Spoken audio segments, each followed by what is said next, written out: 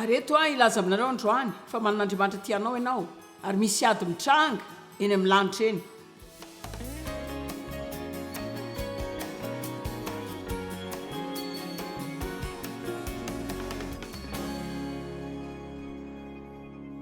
ao anaty ady sika fa tsy tokony anao adala hevitra fa andriamanitra dia sahamelatsika tsisy fiadiana. Tsy tokony atahotra ny devoly izany mihitsy ianao, tsy tokony atahotra ninina izay izany atao izany ianao satria marina amin'izany manoatra noho ny mpandresy isika ao anatin'izay zavatra treanao amin'izao mihitsy. Tsy voatery ahatsiaro izany ianao hoe ianao ny rambo ny farany amin'ny zavatra rehetra satria ny baiboly milaza fa olohany ianao fa tsy ho rambo ny ambony fa tsy ho ambany. Hoy ianao hoe tena ohatran'ny tsy izany aloha ilay izy zao tsy afaka mandeha amin'ny fihetsepontsika isika fa mila miorina tsara amin'ny tenin'Andriamanitra dia miteny hoe baiboly milaza fa na dia ao anatin'ny adiko aza dia manoatra noho ny mpandresy amin'ny alalany ilay tia. Ao anatin'ny adinao aza tonoina mihitsy fa tian'Andriamanitra loatra ianao dia nafatratra izany ary manana planina tsara ho an'ny fiainanao izy. Misy olona izao hoe tondroany ariva dia mila raisinao tia dia atelinao fa aza vela manidinao andohanao fotsiny. Manana karazana olana mitranga ianao zao, mety voaratra nandalo olana dia miatrika olana ianao dia tahaka ireny hoe tonga eto ary ianao androany manantena fa ho afaka ny ampahiranao ary mino fa ho izany fa za koa mino fa afaka manao metra noho izany. Mino fa afaka mampirongo fiadinanao sy ahatonga anao amin'ny toerana izay amin'ny alalan'ny tenin'Andriamanitra dia tsy hoe ianao foana no ilay nampaherezina fa afaka no ilay olona izay mampahery ny hafa foana koa. Ny antony tokana mampalemy antsika rehefa manana olana dia satria matahotra loatra sika sao tsy ho tafavoaka amin'izany.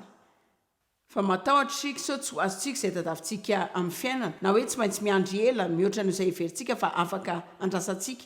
Heverintsika fa izay nataon'olona tamintsika dia tsy rariny dia mety toy izay fa mila tsaroantsika koa fa Andriamanitra dia Andriamanitra ny fahamarinana ary izy tsy hianona amin'ny olona izay nandratra ny zanany raha miorina tsara amin'ny teniny ireo.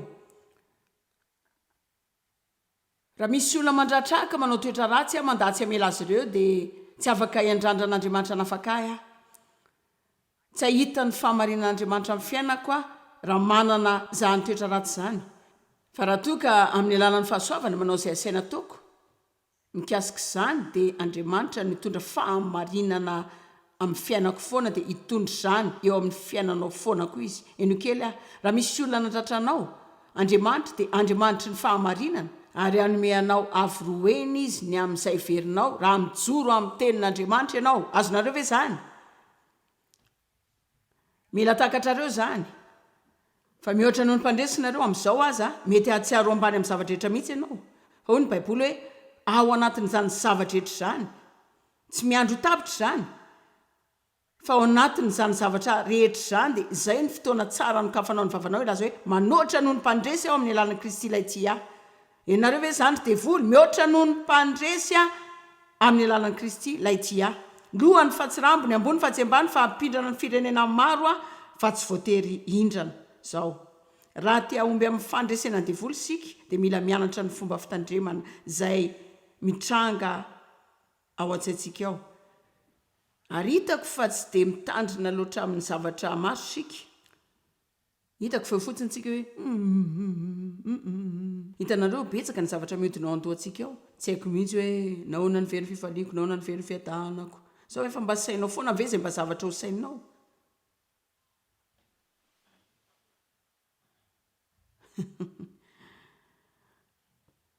Raha kivy sy miasa saina ianao dia mba sainy fotsiny izay zavatra ho saininao. Milaza marina aminareo fa tena sarotra izany hoe tsy ho faly izany raha misaina hevitra mahafaly ianao. Amen. Tena tsy azoko vaina izay veriko hoe fa zao azo vaina kely ka mety zany afaka atao. Ny baiboly mampianatra antsika fa ny saina no taninady. Korintiana 2:4-5 antaninady isika. Amen. Betsaka taminareo no nandray an'i Kristy androany ariva tonga soa anatin'ny ady. Dia mety hevitra ianao hoe andraso kely aloha za efa manana ady tsy mitady izay azona ray hafa-tsony aho. Fa ny olana nange dia ilay ady izay efa nanananao taloha efa niady tamin'ny sitraponao ianao. Fa zao ianao manana ady masina amin'ny tandrifinao. mampiatrano anjely mpanjaka ny mpanjaka tompony tompo anaty ady ianao fa tena ho lasa ady hafa mihitsy zany zao samy hafa mihitsy Korintiana 4:4 fa tsy avy amin'ny nofo ny fiadian'ny tafika fa mahery amin'Andriamanitra ka ndao lazaintsika zany aloha hoe raha tsy natoraly izy zany na fiadiana tsapahitana tsy maintsy ara-panahy zany fiadiana zany ndika fa tsy mitovy amin'ny basy avoakanao avy anaty trano ka hitifiranao ny devoly fa fiadiana izay miasa tokana amin'ny fanahy zany dia zany ndika fa tsy afaka tsy hita maso zany tsy fiadiana izay alainao ao amin'ny fitoerana akanjonao dia alaina sy ampidirina avy ao arak'izay tianao fa fiadiana ara-panahy zany Andriamanitra dia fanahy fa voalohany indrindra aloha sika dia fanahy manana fanahy sika dia miaina amin'ny vatana fa isika koa dia tontolo ny fanahy ny devoly koa dia fanahy ny anjely dia fanahy dia mila mianatra sika fa misy ireo zavatra izay afaka ataontsika izay mety akasika ny tontolony fanahy ny ady izay misy antsika dia ady ara-panahy fa miady ara-panahy sika ary ny fiadian'ny tafintsika dia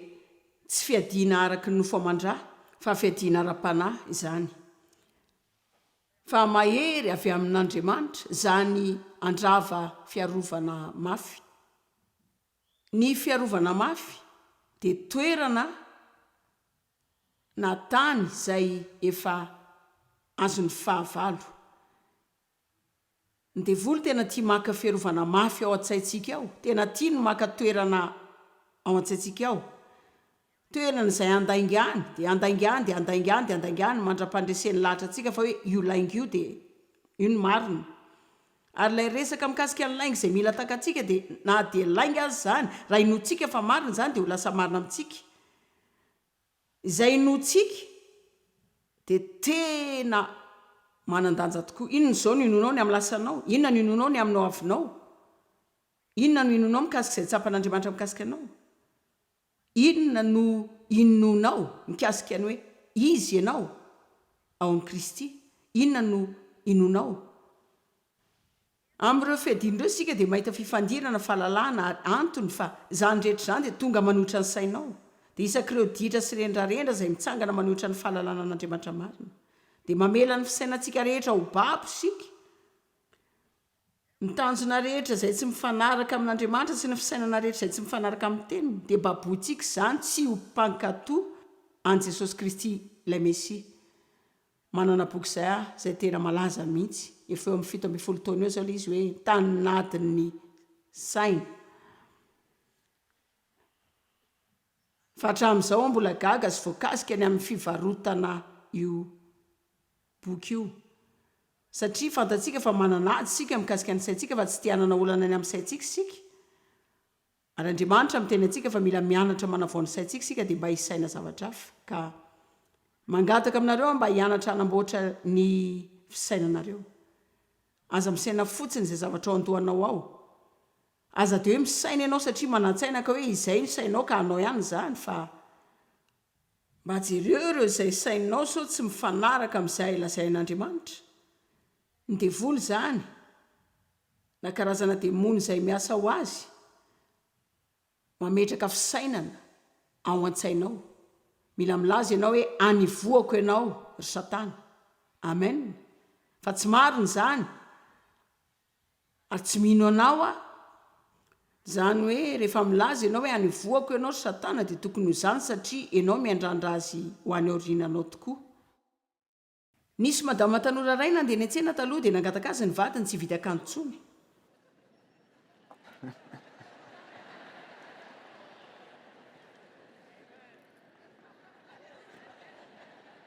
satria izy efa manana betsaka loatra ny antony atao amin'ny fitoerana akanjony nampanantena azy ary izy fa tsy vidy intsony tao amin'ilay tsena dia nandalo tsena ray izy dia natazana akanjo mahafinaritra ray tao dia tena tery mihitsy izy niditra tao anandran'izany manina moa zany manandran'izany sa ahoana dia tena tia n'ilay izy ka na tsy aro te hividy zany izy teo dia nividy rehefa hita ny vadiny zany dia tsy faly tamin'izany izy dia hoy madama hoe malala nandramako ilay izy fa tsara be fa Satana naka fanahy dia nividiko ihany ilay izy de hoe nyvatony hoe tokony vavaka ianao dia niteny hoe any voako ianao satana fa ho izy hoe nanao zany fa izy nyteny tamiko hoe tsara kokoa le akanjo tazana vatoriana no ny avy ao aloha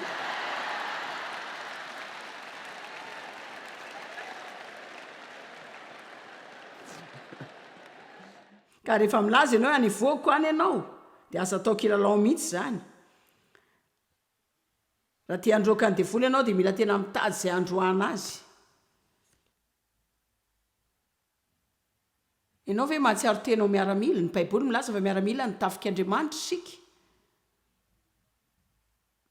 manao ny tenanao ho tahaka ny miaramila ve ianao timoty 2:4 hoy paoly hoe ny miaramila izay manafika dia tsy maningo tena amin'izao fiainana izao timoty 2:4 tsy misy miaramila manafika ka maningo tena dia iompana manokana amin'ilay tena sika hoe mifampiraraha amin'ny rarahany izao fiainana izao zany midika fa eto ianao dia miaina fiainana ianao mila miatrika karazan-javatra ianao fa tsy mifampiraraha amin'izy ireny fa tsy finosinao amin'ny karazan'olana ny fiainanao tsy mandrakotra ny sainao amin'ny olana ianao izay fanahiany izao tontolo izao satria ny tanjony dia ny anome fahafampo sy ho ankasitrahany izay naniraka azy manana asa tao an'andriamanitra sika dia tena tsotra mihitsy amin'ny teny aminareo raha tsy nanan-javatra ataonareo an'andriamanitra tamin'ny fotoana namonjenanareo tonga dia efa nakarinareo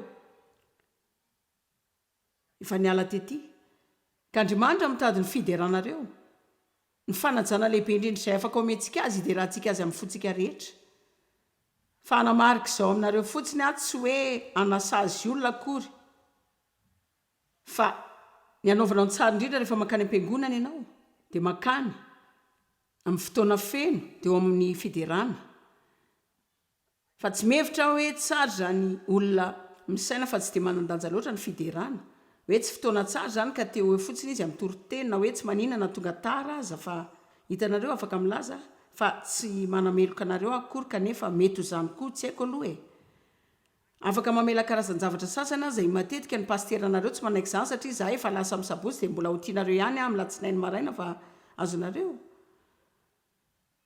zavatra ataontsika ao an'andriamanitra zany tonga mba hidera azy sika tonga mba hanaja azy sika amin'ny fiderana azy ary zavatra mahafinaritra tokony ataontsika zany hoe miteran'andriamanitra zany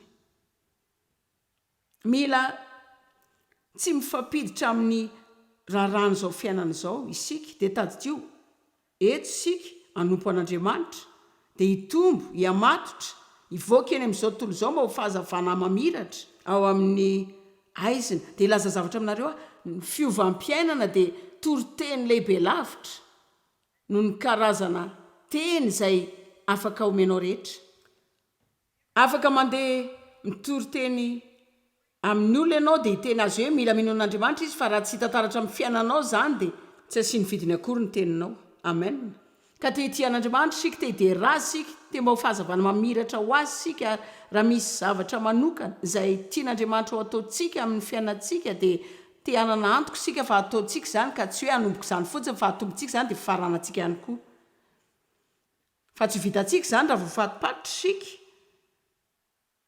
sasany aminareo zao dia voafatotry ny olany olo-kafa ka tsy hahafahanao mitandrina izay mba tian'andriamanitra lazainanao amin'izao fotoana izao sasany zao dia mpanamboatra za tia manamboatra fiainan'olona fa tena mila mitandrina mba tsy hahatonga ho voafatotra amin'ny korotana izay tsetsitra ny hery ato amiko ary azona tsy hanao izay zavatra inoko fa asian'andriamanitra ataoko marina ianao tia hanampy olona fa aza mamato tena sy mifampiditra amin'ilay azonao antso folo isan'andro dia iresahanao indray andro mikasika ny olan'izy ireo sy ny tsy mety aminy tena tsara ny manampy olona fa mila mahay manavaka tsara zany ianao tia ve zao olona izay ampiasainy fahavalo angalatra ny heriko sy ny fotoanako sa olona tena mila fanampiana marina amen fa teny tsara zany tena teny fanekena tsara satria milaza aminao any fahavalo dia afaka mampiasa na dia olona tsara aza dia animbanao raha avelanao zany fa mila matanjaka sika mba hiainany fiainana zay tian'andriamanitra hiainantsika. Miezaka manao zavatra tahaka ny hoe manao zay atoriana tsara amin'ny alina, dia ho gaga ianao ny amin'ny anampiny izany anao andresy ny fahavalo. Fa tsy nihinankinan'izay hita rehetra eny foana. Dia ho gaga ianao ny amin'ny fahasimban'ny fahasalamanao. Raha tsy metimety ianao dia tsy tia hivavaka izany. Raha tsy dia salama ianao azo antoka fa tsy atsiaro tena ho tahaka ny miaramila mijoro tsara izany. Ny miaramila dia miambina, vantantsara ny andraikiny ao anatin'ny ady, miazona ny toerana izy, miazona ny andraikiny dia miambina tsara.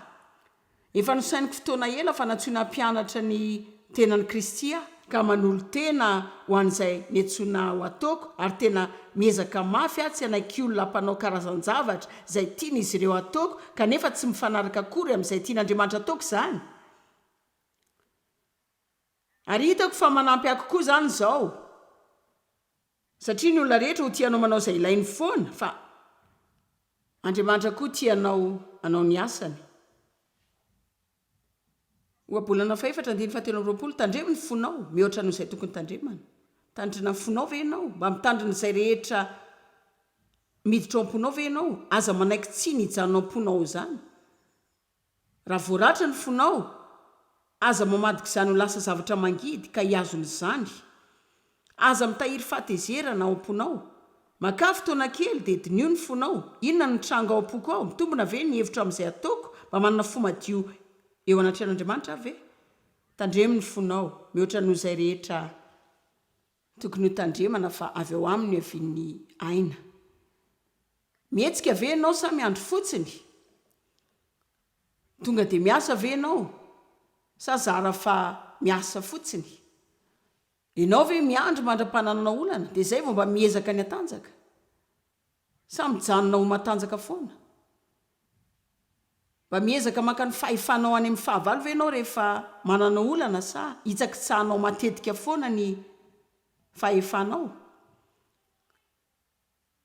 Mila manana olona mampahery anao foana ve ianao sa tonga dia mampahery tena?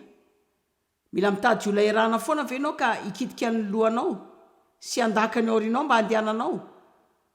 Sa tonga ianao dia anao ny tokony atao na tsy misy mijery azy? Amen. Aoka olona manana tanjony. Aoka olona miaina amin'ny fananana tanjona. Ianao ve raha vao mifoha maraina dia karazana olona miandry izay tranga aloha izay vao mba manapa-kevitra izay ataonao? Te hime foana rehefa miteny ny olona hoe ho avy ve ianao rapitsy tena hiandry aloha dia hijery izay mety hoentiny ampitso ao.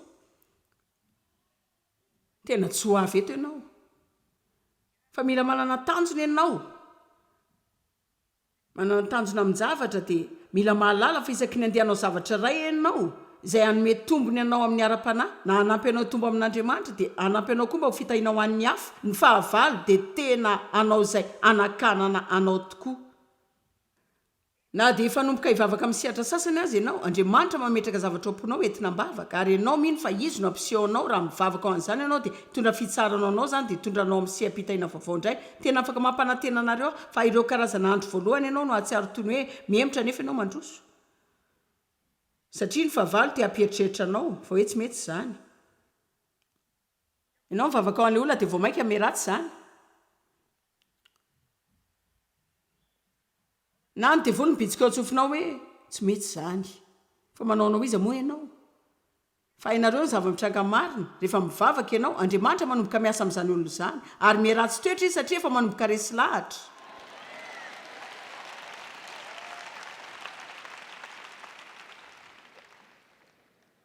Ianao ve manimba sa mitandrina? Ianao ve manimba sa miaro?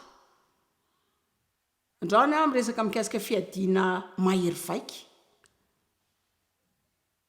Toy ny fampianarana iresaka misimisy kokoa ny amin'ny fiadiana mahery vaika, ary Andriamanitra no manome antsika izany rehetra izany. Izy no manome antsika zavatra hamelezana ny devoly, dia izy koa no manome antsika zavatra iarovana antsika rehefa manafika ny devoly. Tokony hoe afaka hajanoko eto izao izany satria izaho koa mbola manana karazan'olona maro amin'ny fivoriako ilay mazava ho azy ny olona mijery tele. manerana ny tany. Hitanareo mety tsy dia tianareo loatra ilay resaka devoly fa hoenao hoe tsy dia tiako loatra ny resaka amin'izany. Tena ho tiany mihitsy rehefa tsy te resaka mikasikazy ianao. Tena ho tiany izany rehefa tsy te halala ianao fa tena misy izy. Maka ny am-piangonana 70 taona fa tsy mbola nandry 4 matotra mihitsy mikasika ny fahavaloko dia Satana. Tsy nanan-kevitra mihitsy fa tsy hoe sarotava amin'ny fetiny maty izay vidinao dia misy rambo lavabe sy lamba mena mirebareba ary forosy eny an-tanany.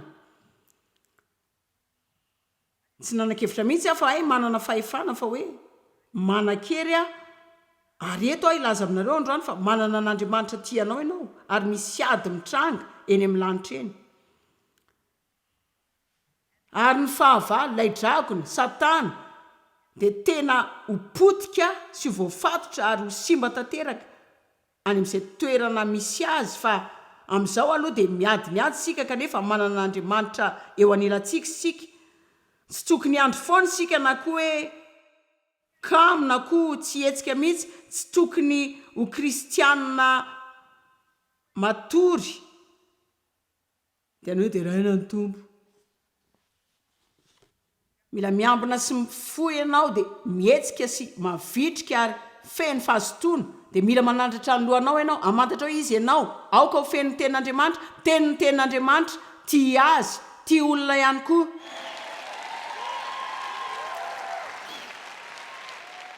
Hitanao Joyce tena ohatrany mbola asa be zany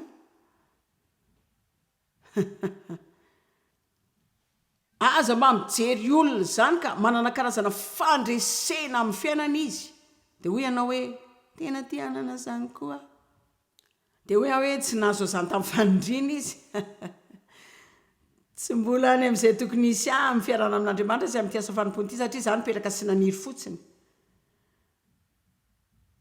Tsy isy olo-kafa hiatrika ny Goliata anao zany foana. Andriamanitra nanositra anao mpanjaka fa mialohany hahatongavany izany mila miatrika ny Goliata ianao aloha. Mila darabokao izy aloha dia mila ianaranao ny fomba firesahana aminy dia mila fantatra hoe izy ianao dia iza no eo anilanao eo. Amen. Mampalahelo mihevitra fa misy olona tsy mahalala akory fa manam-pahavalo izy. Fa mbola betsaka ny olona ohatr'izany. Raha tsy mino ianao fa misy tokoa ny devoly dia makaneso amin'ny concordance anao dia jereo amin'ny hoe Satana, devoly ilay dragona Lucifera. Mila henontsika izany karazan-javatra izany, mila patsiahivina antsika fa Andriamanitra dia eo anilantsika fa manoatra noho ny mpandresy sika, fa manan-kery sika sady manam-pahefana koa. Tia maka soratra masina vitsoanareo hijery sasany amin'izany sika hoe voalaza fa ny kristiana dia mila miambina, miaina amin'ny fiambenana.